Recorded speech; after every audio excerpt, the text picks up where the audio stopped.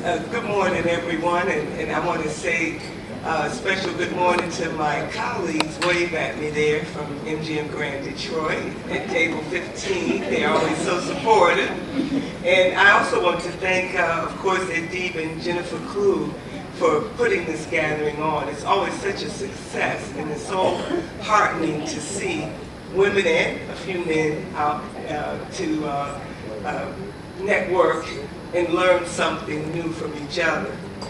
If I have to think about mentoring and a defining moment, I think more in terms of what prepared me as a young person moving forward in my career, because I lurched through most of it and sometimes think I still do. But I think the defining moments for me came from learning to be accountable and responsible for my life. My parents and my sister, I have one sibling, were wonderful, are wonderful people. My parents are deceased now, and my sister's still with me. And, we had a great childhood, and all that was fine. And that could be another answer to a question about how much I was empowered by my parents and the love of my sister. But I think that aha moments for me happened twice. And at the end of the day, I would encourage all of us to not necessarily look for one person that there's going to be this beam of light there that guides you through whatever, but it's the small gifts that you get every day from people, from women in particular, that can, move you forward. Here's the first one. When I was an undergraduate at college, my parents had, were paying for me to go to school, and I went to a traditional black college, Hampton University in Virginia. And I did what most young women did in the 60s there, and that was primarily party. I studied, I studied in my spare time. A great time of it. And it was just a wonderful experience, meeting people from all over the country, and I'm just having a great time, and my grades, of course, showed that. So my parents, being very patient, said, okay, well, let you live through the freshman year, but you're going to have to pick it up for the sophomore year. So by sophomore year, I was still kind of sliding through the classes, and I slept through a final for one of my classes. I'm a sophomore, come on. So the woman who was the professor for the class, and she was a young woman too. She was working on her doctorate at one of the universities in the Virginia area. And so she was very serious. And I also found out at that point, never take classes from a doctoral student. So she said, I had run out of stories, excuses. And I thought, God, I don't want to tell this woman, I'm prepared for the test. But I slept through the final. So I did the best thing I knew to do, and I told the truth.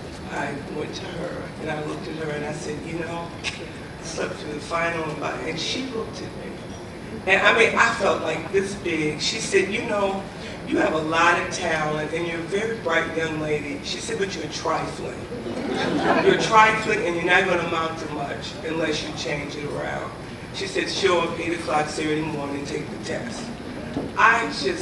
That was it. I was on the dean's list from that point on because I was so humiliated by what she said, but she said the truth. So that was accountable, responsible. That was one nudge. The second nudge, none of these things have to do with, mentoring on the job, but getting prepared. And you always are learning things. The second one was experience I had at the bank as a young lady and trying to keep up with my checking account and, kind of glancing at it and saying, oh, it's money in there, I'll just keep going.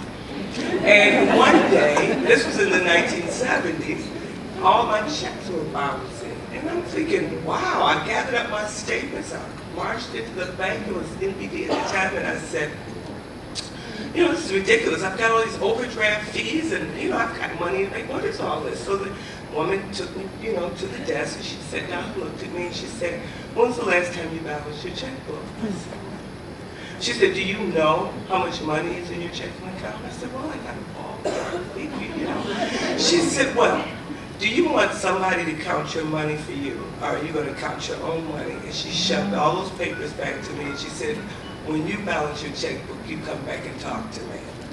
And from that day on, I balanced my checkbook to the penny.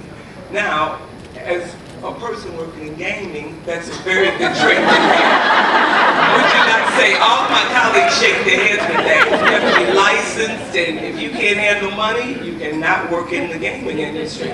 So, you see my point. Those are, small things, but I think you have to take those as guideposts, as you move forward in life, and we always are able to learn new things. So those were two things that were defining moments for me.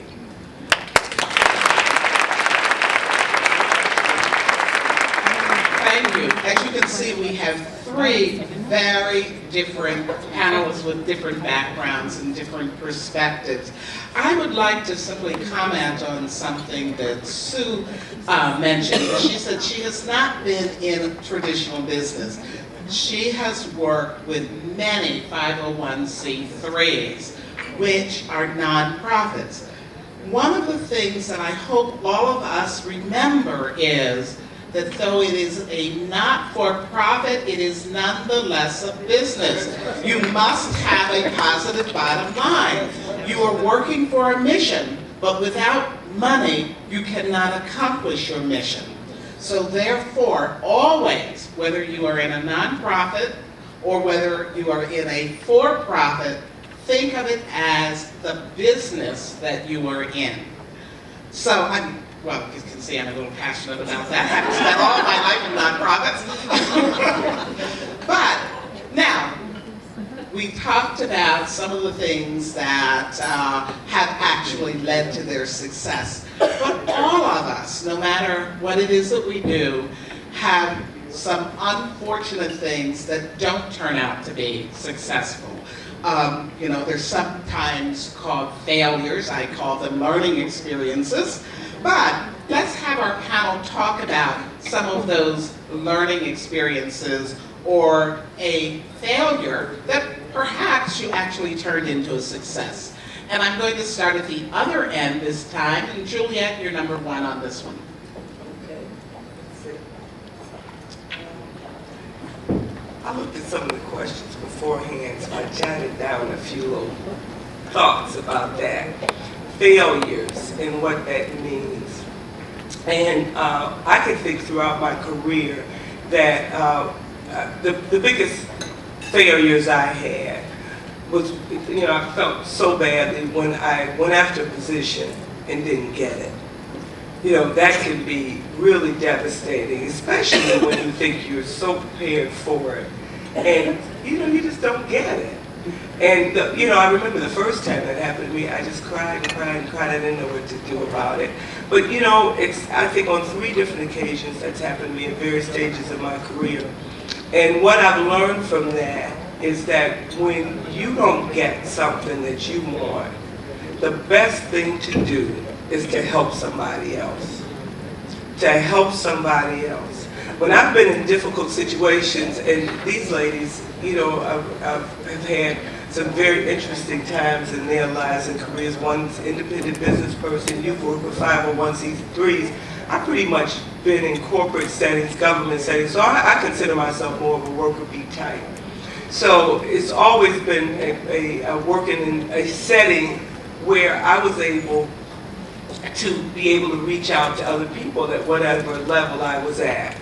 And I found that when things are challenging, you're not always the most popular person on the job. There are always politics in settings.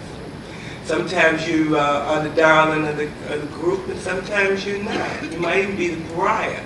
But whatever happens, whenever I feel that I'm not being successful or I'm not getting what I want, I reach out to other people. I'll think of something innovative to do in that job.